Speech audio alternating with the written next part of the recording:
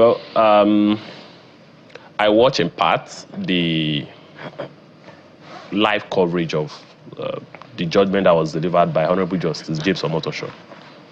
And I've also had the privilege to read through the 144-page judgment of the court. I mean, it's already in circulation, the certified true copy of the judgment. And all I can say is that the court has spoken, and the court has spoken quite loudly. The court has found him guilty of all the charges, the 7 count charges that has been levied against him. But looking at it critically, I do not have any blame on the trial judge. He has done his work as a judex. He has delivered judgment in the case as he has seen it, based on the evidence that has been presented before him. But I'm a little bit worried in all of this. I'm a little bit worried about a strategy that was deployed by Nnamdi Kanu and his maybe legal consultants, or I would say legal team. Even for the most frivolous charges, you must, as a matter of strategy, in fact, as a matter of responsibility, no matter how strongly you feel about your case, even if you feel that the prosecution has no case, you must present a defense. That is why you are called a defendant. You have been called upon.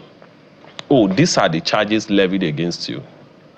You even raised a no-case submission that I do not have a case to answer based on the evidence led by the prosecution, that there is no prima facie case established against me. The court disagreed with you that no, there is a case for you to answer.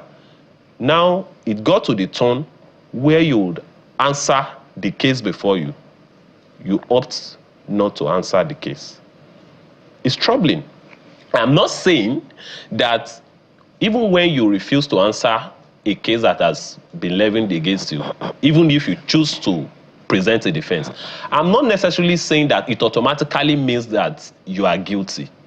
Even when there is a prima facie case against you, it does not necessarily mean that the case has been proven beyond reasonable doubt. It only means that the case presented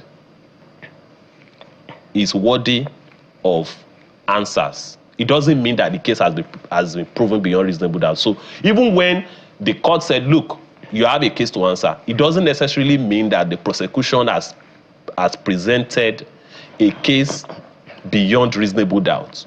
But again, when you see that there is a prima facie against you, it could also mean that there is a case that has been established against you beyond reasonable doubt. So it was a miscalculation for you not to have presented a defense.